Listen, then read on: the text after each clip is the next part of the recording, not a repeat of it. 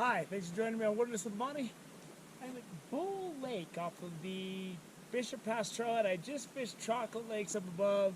Let's get a bunch of little brookies. And I figured I'd come down here and give this a shot. When I was hiking by, I saw tons of fish rising and feeding. It was earlier in the morning.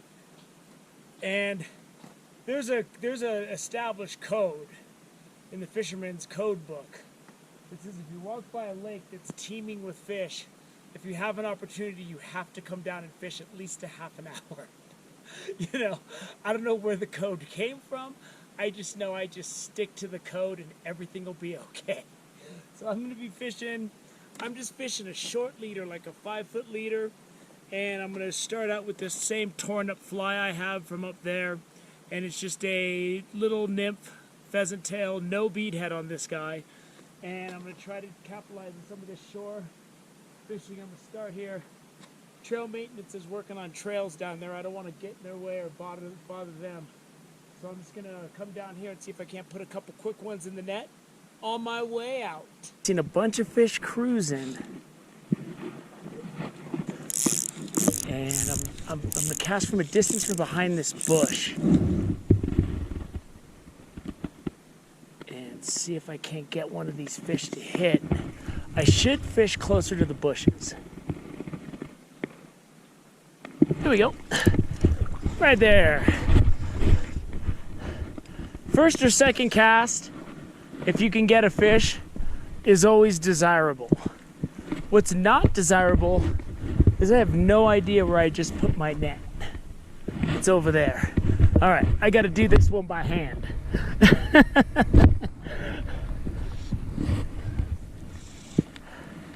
So, and these little guys, these are easy to do by hand. It's just a little safer for catch and release for them if I don't do it by hand. But I can get my hands wet easily here. And then pop this right off. But this guy swam right up and nailed it. 5 minutes in, I'm on the board at Bull Lake. And the little pheasant tail I'm using is literally falling apart. But until these fish prove to me I need to change my fly, I'm sticking with it. I'm not changing anything. Because there are trout cruising, and I ain't got time for no fancy knot tying. I got to get this fly out there, and they're going for it, and he got it. Ooh, I missed him. I missed him. There's a bunch out there. Ooh. And I can't set a hook. That's my problem. My problem is no hook setting. Except for that guy. Set the hook on that guy. And that guy had no chance. None.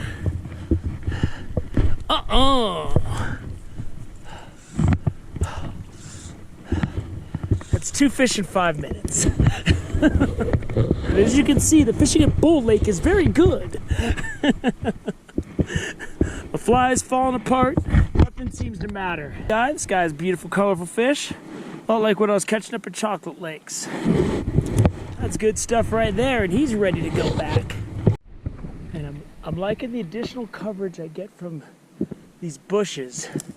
And again, in a situation like this, I usually will go with a short leader because it gives me control. Let me get up behind this bush. My fly is really falling apart right now. But that's okay, I'm gonna go for it anyway. Because these fish are out there and they're circling. But I just lost that last fly in the tree. So I put on this small pheasant tail that's got a little bit of green on it and a small bead head. Let me give this a try.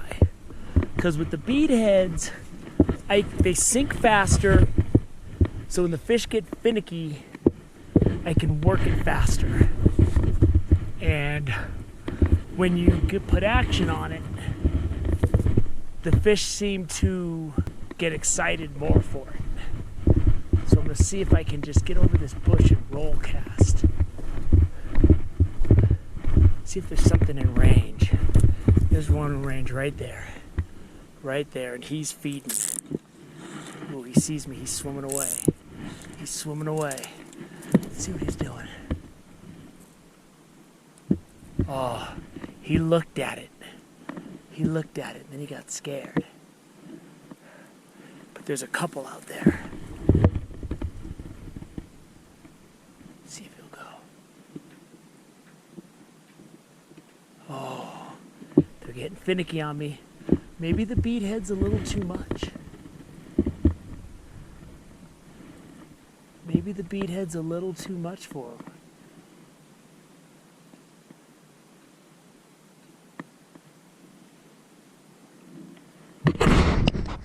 Might have to go back.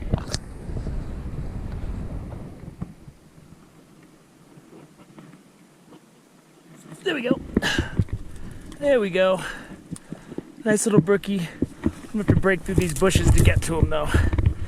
Ugh. He's in the grass. He's a mess. We'll get him out of there. And then we'll move on. Oh, he was all caught up in the grass and he came off himself, and that's the best solution. This is a good spot. This is what I look for. Fairly clear short distance casting.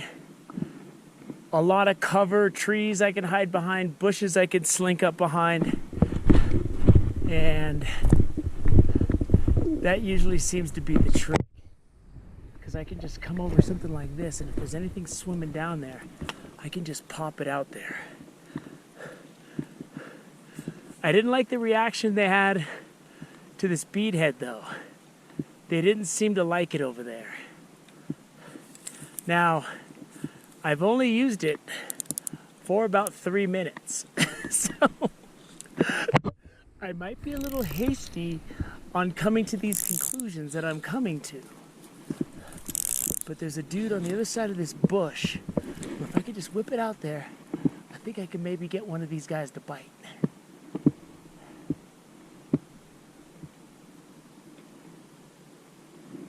Ooh, there's a nice one out there. Ooh, he came right up to it and swam away.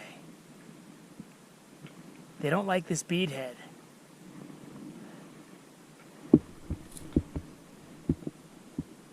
Yeah, they're suspicious of the shiny. So far, these fish are not crazy about this beadhead. They're swimming up to it and swimming away, which I get it. It's steel. There's not supposed to be steel on a fly. They don't have a lot of steel in the meals that they eat. So I'm kind of understanding the reluctance.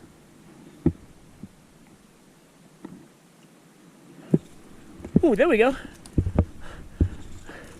I gotta confess, I was going to make another cast, and that fish was just kind of on there. So he's a little guy. There he is, a little small fry. That guy's dinner if you're a big brown.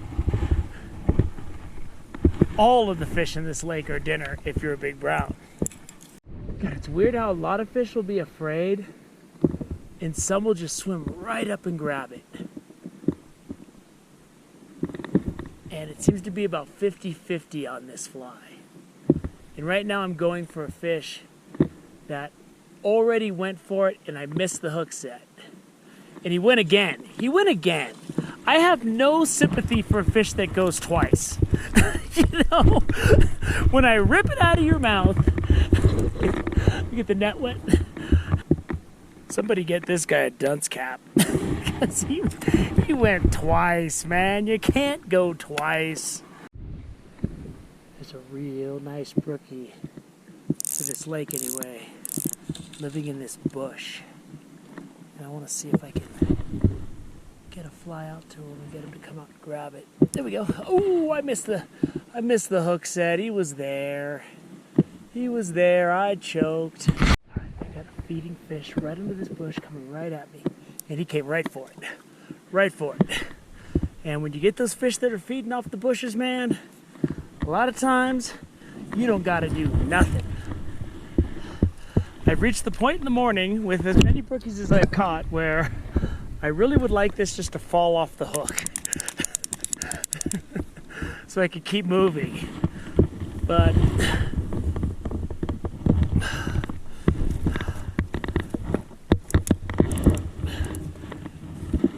there we go, nice little brookie. Getting back in the water. Ooh, you're swimming the wrong way, dummy. They weren't really into the bead head, so I shortened the leader a little bit and I'm letting it sink down and I'm giving it a little pop. And the way I see it, when the fish are finicky, there's two ways you can approach it. The established technical way and any way you can catch fish. I mastered the any way you can catch fish. Oh, there's a brookie coming my way. That is a player. He is a player. And he went right for it. Right for it. He didn't even hesitate. This is probably the best brookie I got in Bull Lake in the 20 minutes I've been fishing.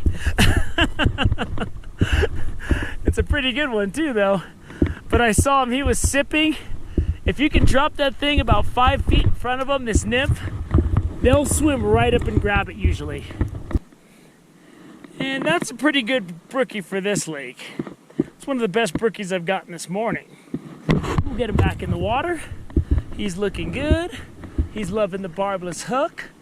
I excuse him for being so rash and making such a fast judgment. That's how I've lived my life. So me and that fish, we're kind of the same.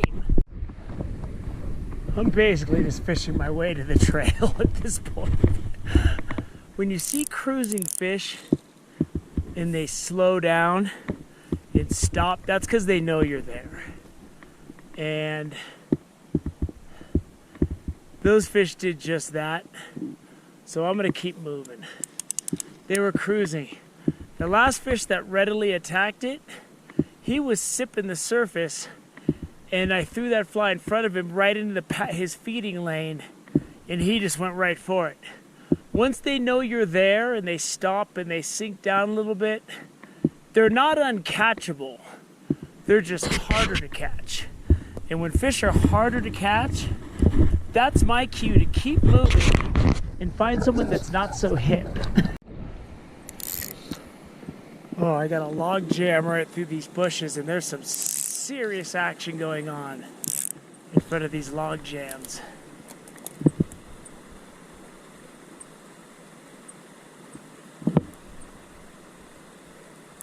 There we go. I want to get him over here because I don't want to spook that. There's actually a rainbow right there. I can see it. That is a rainbow trout. He might be the last one standing, but it's a rainbow. All right. Yeah, I spooked it. It's not completely spooked, but it's kind of spooked. Like 5 brookies just came out and attacked it. Let's see if I can get him. I have to cast to him. There he is. Ooh. Oh, I didn't get the acrobat, but I got his companion.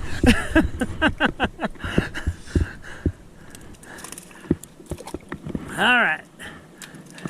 Whenever you have a log jam and there's brookies in a lake, I mean, there's usually a lot of fish in general around the log jam. There he is. This little brookie. Ooh, hit my shoe. And my fly is falling apart. So I'm going to take my scissors out and trim it down. And I'm only going to fish until this fly is still workable. These flies I get on Amazon for less than $1 a piece from Flies Direct are really cheap. So this thing is falling apart almost completely. What I did is I took my scissors I carry and I just trimmed it down till it's almost just like a hook with the bead head on it. But the fish back here are aggressive enough where I'm not too worried. And I think I can still get maybe 1 or 2 more with this destroyed fly if I cannot spook them in the meantime. So I'm going to try to just flip this over there. Ooh, I scared everything. Oh, he hit that. Let's see what's over there. I'm gonna bring it right across the top. There we go. There we go, right across the top. Ooh, this guy's full of color. He's a colorful sucker. He's got the two-tone fins. This guy spent a lot of time tricking himself out. There he is in the net, just so you can see the colors on this guy. It's just amazing. And that's good for what I've been catching today. I mean, I'll take it. My first cast into that log jam was gangbusters. Now I seem to be just scaring everything. I wanted to quit, but there's a fish swimming right at me. He's swimming right at me. Oh, and I missed him. But he came again. He came again. He came again. He's a double dipper. He double dipped the chip. There we go. Nice little brookie. Get him back in. It is what it is. I caught a lot of fish up here today. They're all small brookies, but it was fun. I could sit there and catch small brookies all day, but I want to go hike down, take a nap, and maybe go see if I can find something else to do. So I hope you enjoyed the little test fishing of Bull Lake, so you can see what Wedmore Lake up here off the Bishop Pass Trailhead looks like. Thank you for joining me on Wonders with Amani. Until next time.